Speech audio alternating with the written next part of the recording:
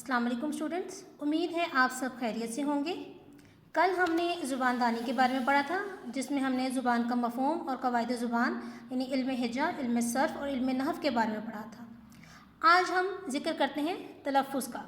जैसे कि आपको पिछली भी वीडियोस में बताया जा चुका है कि किसी ज़बान को बोलने के लिए उसको समझना, उसके उसूलों को समझना, उसके कवायद को समझना ज़रूरी है। तो जब हम उस ज़बान को ठीक ठीक बोल लेते हैं तो इसका मतलब है कि हम उस ज़बान का, उन अल्फाज का तलफ़्फ़ुज़ जो है वो दुरुस्त तौर पर अदा कर रहे हैं। अब तलफ़्फ़ुज़ के लिए देखिए, ज़ुबानदानी में तलफ़्फ़ुज़ की बड़ी अहमियत है। सेहत तलफ़्फ़ुज़ के लिए यानी इस्लाह तलफ़्फ़ुज़ के लिए, तलफ़्फ़ुज़ के बेहतर होने के लिए ज़रूरी है कि जो कलमात ज़बान से अदा किए जाएँ उनकी आवाज़ें सही तरीके से अदा हों, यानी कि जो भी लफ्ज़ हम बोलें वो हमें मालूम हो कि हमने सही बोला है। और उसके लिए सबसे ज़रूरी चीज़ है एराब। एराब को हम हरकात भी कह सकते हैं। किसी लफ्ज़ का सही तलफ़्फ़ुज़ उसके हुरूफ की आवाज़ों तक महदूद नहीं होता, बल्कि उसके लिए एराब यानी हरकत व सकनात का ख्याल रखना भी पड़ता है। इसलिए कि किसी हर्फ की इनफरादी आवाज़ सही मालूम हो जाने से इस बात का इल्म नहीं होता कि इस हर्फ पर ज़बर है, ज़ेर है या पेश। उर्दू ज़बान में ज़ेर, ज़बर, पेश, सुकून, मद और शद को एराब कहा जाता है। अब देखें, यहाँ पर लफ्ज़ है अलिफ खे वाव ते। इसको अगर हम गलत तलफ़्फ़ुज़ करेंगे तो हम इसे अखुवत पढ़ेंगे, जबकि इसके असल अराब हैं उखुवत, यानी अलिफ पे हम पेश पढ़ेंगे, खे पे पेश पढ़ेंगे, वाव पे शद और ज़बर होती है, क्योंकि शद ऐसे हरूफ के लिए इस्तेमाल होती है जिनको लिखा एक बार जाए लेकिन बोला दो बार जाए। जैसे कि हम लफ्ज़ मोहम्मद बोलते हैं तो इसमें हमने चूँकि दूसरा मीम जो है उसको 2 बार तलफ़्फ़ुज़ करना होता है लेकिन एक बार लिखना होता है, तो हम मोहम्मद के दूसरे मीम पर जो है तशदीद डालकर ज़बर लगाते हैं। तो इसी तरह से यहाँ पर उखुवत का है।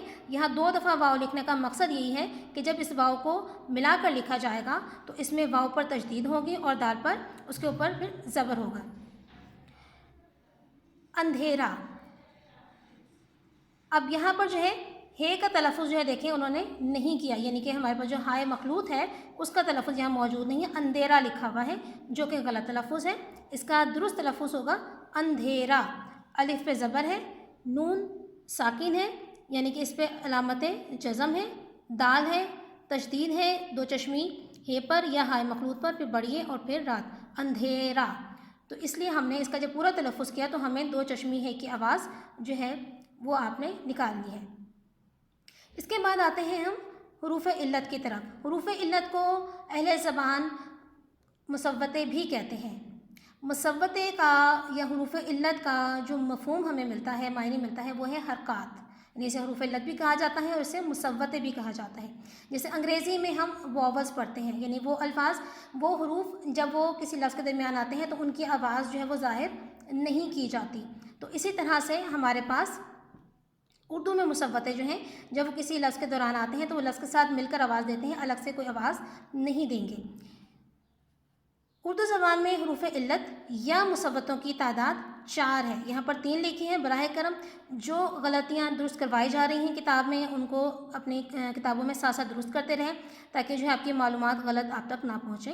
तो उर्दू ज़बान में हुरूफ़ इल्लत या मुसव्वतों की तादाद 4 है, यानी अलिफ, वाव, छोटी और बड़ी।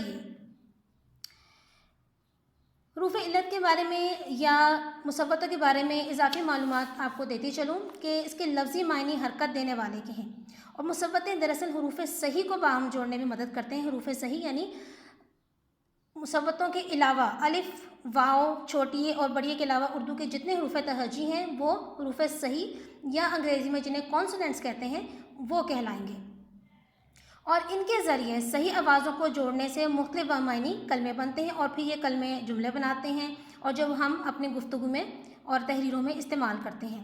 तो इसीलिए हुरूफ़ इल्लत की या मुसव्वतों की उर्दू ज़बान में बहुत ज़्यादा अहमियत है।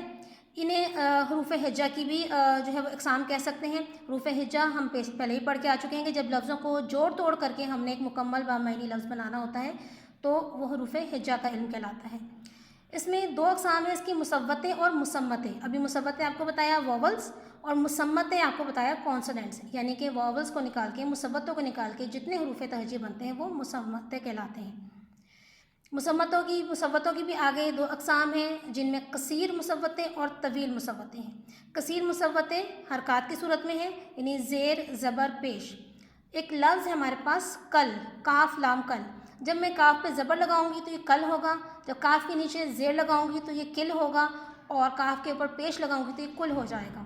تو اس طرح سے میرے پاس 3 مختلف بامعنی لفظ آ جائیں گے مسوتوں کے استعمال سے، یعنی زیر زبر پیش کی حرکات کے استعمال سے، اعراب کے استعمال سے. اس کے بعد ہے طویل مسوتیں، وہ ہیں الف، حمزہ، واو چھوٹی ہے بڑی ہے.